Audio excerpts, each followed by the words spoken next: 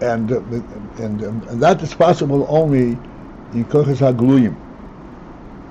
Because in Kochas HaGluyim, in fact, this is how the Kochas come to be. Chochmah and sechel in general substantiates the element of midas. Without sechel, as we discussed last few days, there could be midas, but those are not midas that are relating midas in the true sense of the word. What does it mean in the true sense of the word?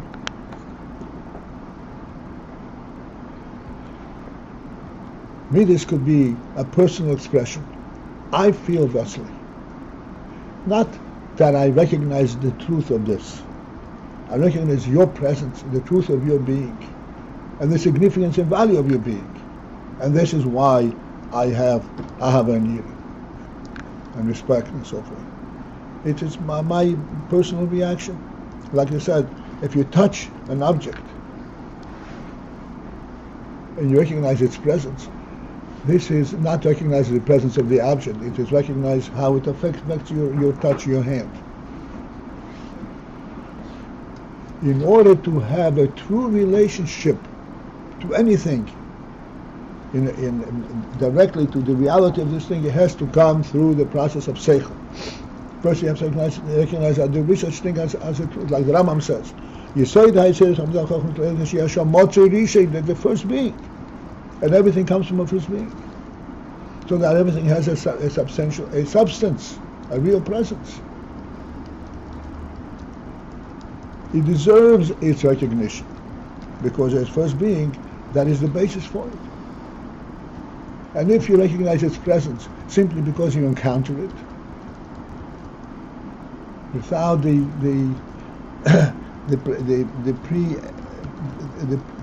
pre-presentation of sechel, where sechel says everything that you encounter has a meaning, has an intent, then nothing has a real value. There's no sechel applicable to anything. You can concoct anything you want. You're not talking about the real thing, you're talking about your personal reaction.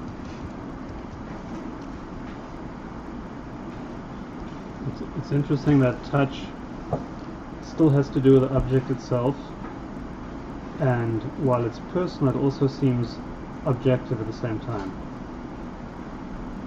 Or are we completely discounting the element of touch, which we're using here as a mashal for not sechel? Right.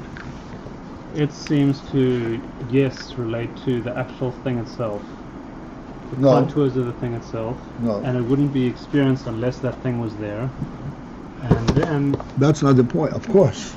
Right. So is that where the mashal is not applicable, or is that part of? Is that part of the reality of this world?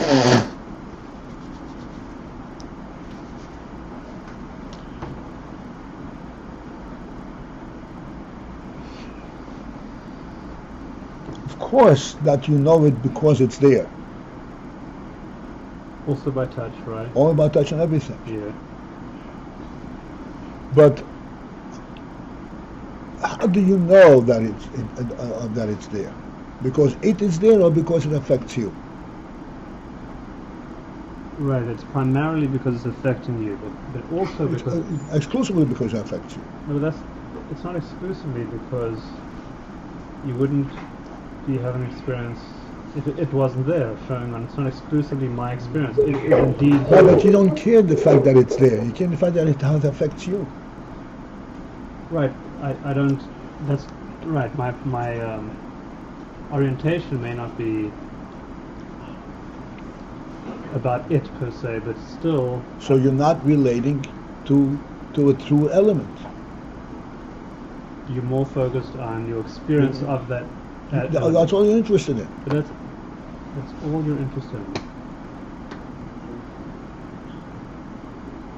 Like we said the other day, people have a natural inclination. You see something that has a certain effect, a certain beauty. Yeah. Even an animal is begging for mercy. So a person has affection for the animal. That's what the people do. They go around kissing dogs. Right. So that's where their is that kiss a true human kiss, or it is simply a reaction to a physical reality? Yeah, physical it's misplaced. It's reactive to something that's happening. It doesn't deserve, it doesn't warrant this kind of affection. It has no real significance. Like we said the other day, so many times. What would the world do without the human being there? The world was complete before the human being came in the scene. What was the world at that time? If not for the human being, the world would not have any real significance. Why not? The animals are running around, and they're also hunting and they're looking for food. Right.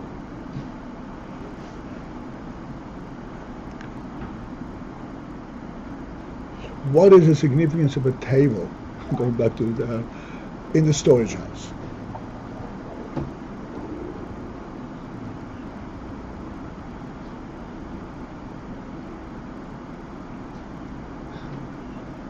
What's the significance there?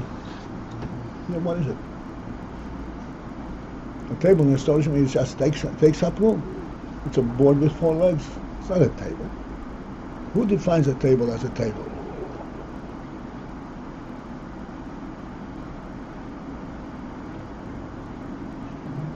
You put a table in a tunnel, and the dogs are all over the table. Are they standing on the table?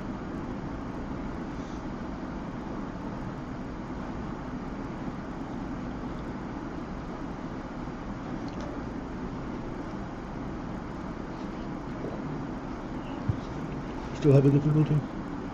From Shlomi Yonasson's point of view, that the touch of the object would, even though its overwhelming part is that it's in reference to you rather than the object itself, nonetheless that could lead to an orpanimi sense that I've touched it, now I want to understand what it is.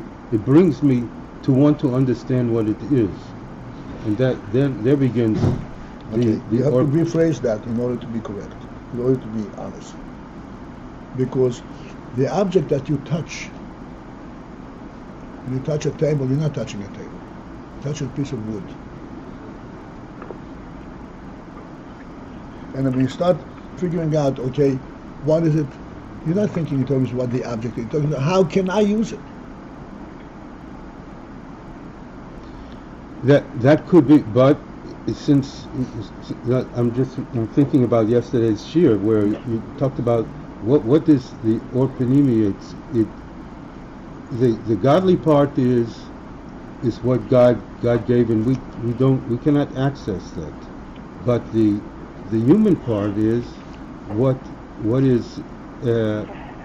it was given for and how we're supposed to use it. So whatever object, let's say in Shlomi Yonasson's context, even that it began as a personal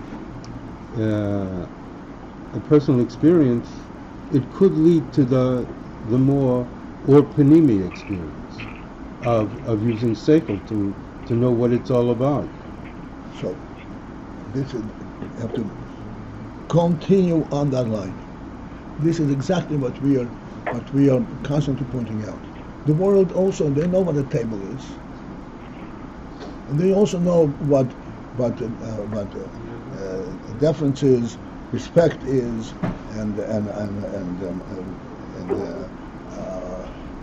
whatever it is, emotional feelings and so forth. But they say it is all a reaction. There is no truth in it. The minute a person has any kind of expression of a meaning of feeling, what is behind it? What is the selfish element in it?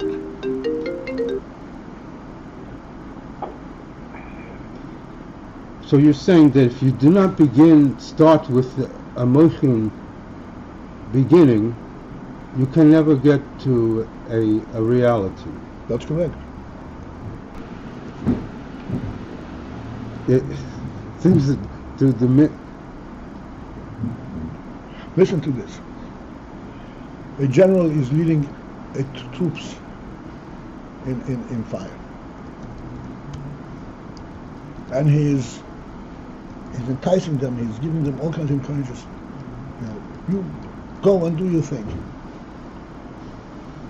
There was a story I once read. This general was leading troops, and they were falling like flies. And he goes on and goes on and goes on. What was behind it? What's the record going to be? Did I capture that hill or I didn't capture that hill?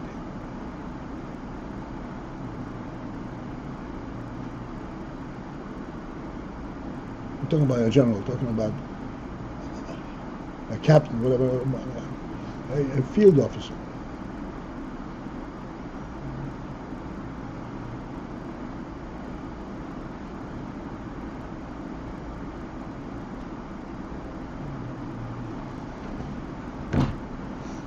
This is why the whole world of psychology. No, but explain to me in that example, what was awry, that he was involved, how he will be portrayed in history. Yeah.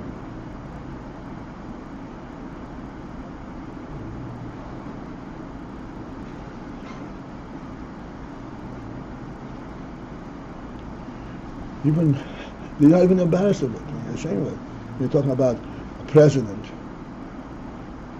A foremost thing in his mind is, how is history going to record it? You're running a country, a world.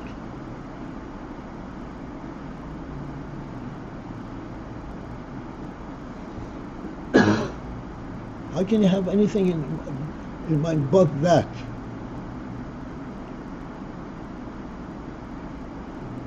The answer is, there is no world except for how it serves me.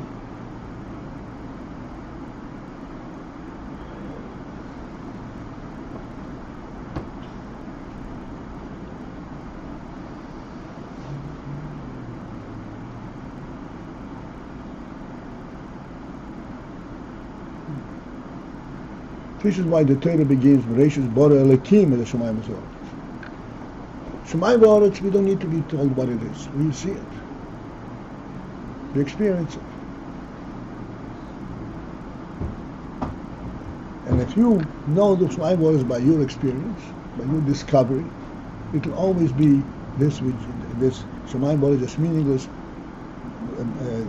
existence that is there for whatever reason. For no reason. For you to take advantage of it. They say it's a creation, godly creation. Now you realize, hey, wait a second. There's significance to it. Then if I notice in a table as a board and 4 legs, I'm missing the whole point.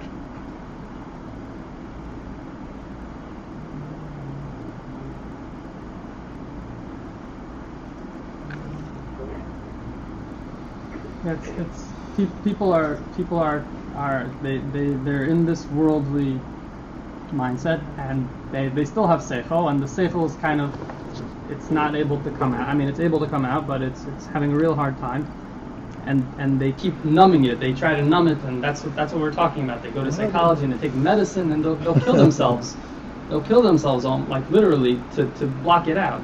Okay. So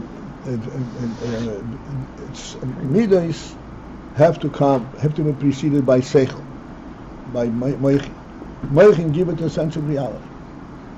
Moichin is not a personal thing. And that's why it gives it a sense of reality.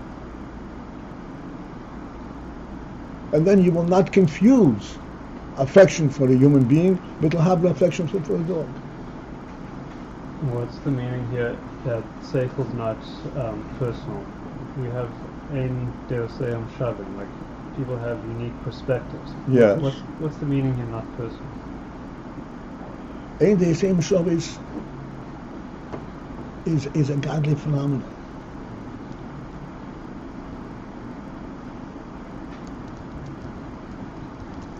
Even a Bishama and Bishila, which is completely dedicated to the godly truth. It's a godly phenomenon. Ain't they same Shabbos?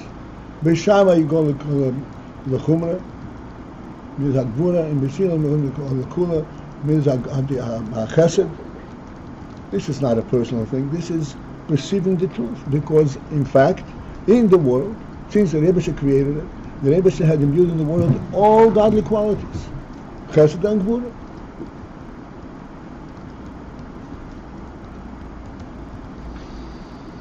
And these qualities are identifiable in everything in the world. So just to get that point there, so the fact that that's not personal, you may think that truth is singular, but here we're not saying that.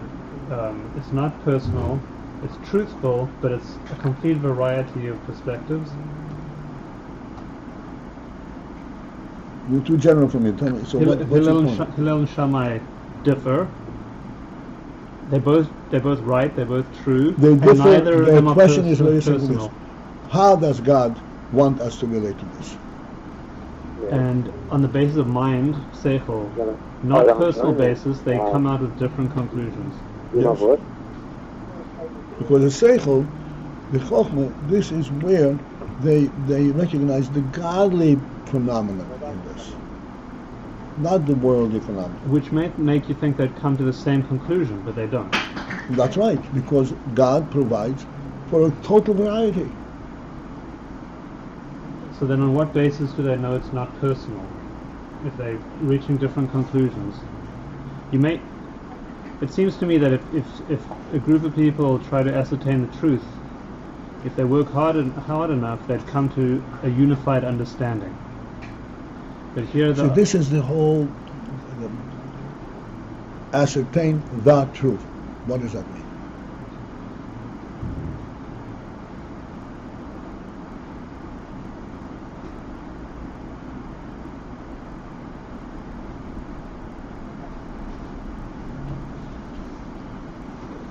Well, I guess. Oh, yeah. Okay. I mean, on a look. Whose truth? That truth. People have tried to ascertain the truth, and they came to the conclusion that there is no truth.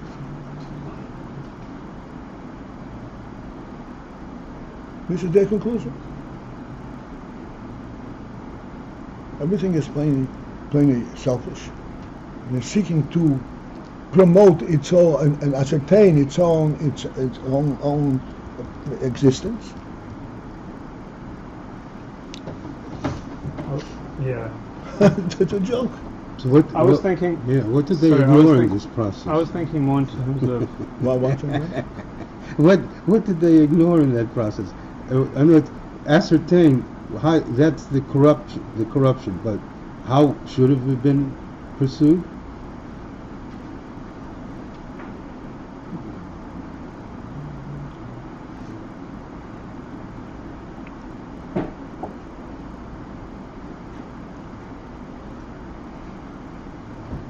Where do I get that sense and that will for survival?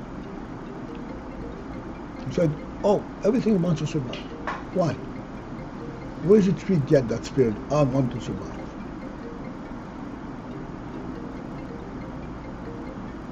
Whereas the dog have that sense harmonious supply.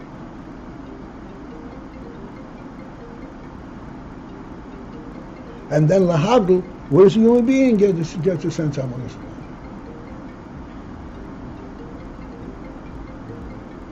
By projecting from the tree to the dog to the human being, they lose completely difference, completely the sense of difference. The tree and the dog and the human being, they have the same basis for their desire for tzonai. But the Torah tells us this is not correct.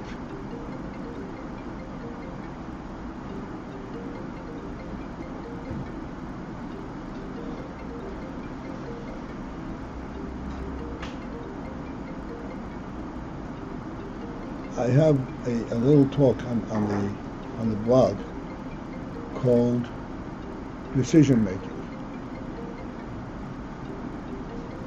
And there we discussed. I had somebody discuss it. I explained to him, and that was a valuable thing. So I put it on there. What is the basis of making a decision?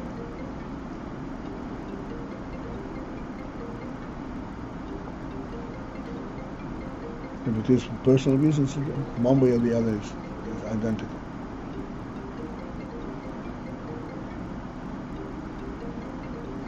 The answer is that a human being recognizes in his very being that he has a whole world that was entrusted to him.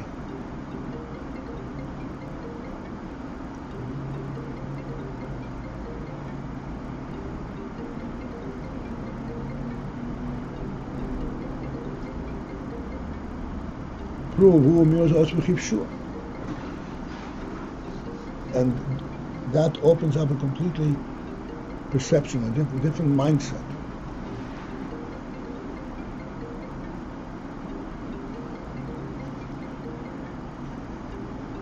Have we crossed the border there? Yeah, I think I'm still. I mean, it might be a side point, but the way that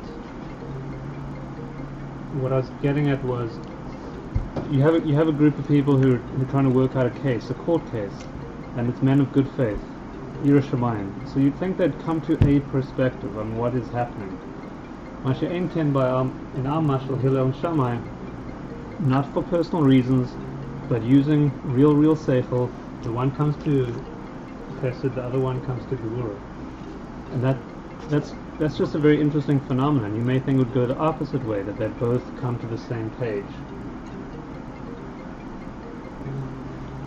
Exactly right. And so to go in and show a case on the ground, we can go there in Mitzvah, but that's one point I can make. What happens as a result? Right? They differ. Basically, on the Shammai, they differ. So what happens as a result of their difference?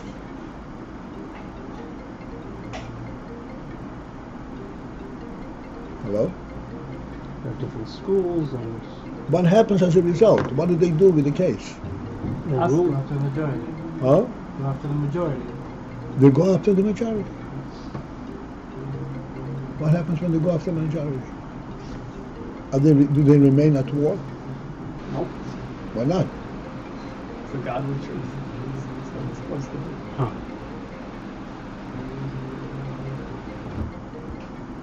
Because they submit to a bigger truth. Okay. Their submission rather than a sechel perception. Correct. Their sechel tells them one way or the other way, and they're different, and they remain different. But when they submit to the truth, the halacha is that this becomes a unanimous opinion. Okay. Although it's not really a unanimous opinion, but it's a unanimous conclusion. Yeah. The sechel of the minority was mistaken? No. It was not mistaken. It's not the halacha. But there is, halacha is on a higher plane. It's beyond opinion. Like beyond sechel, basically. Uh-huh. Far Havaya zu Haloch.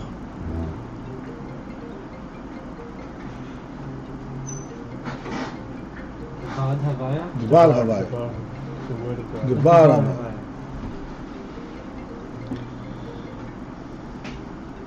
Yeah.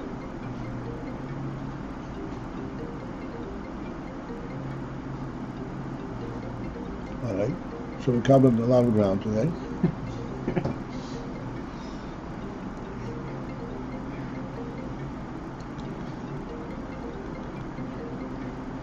At least we gathered all the troops.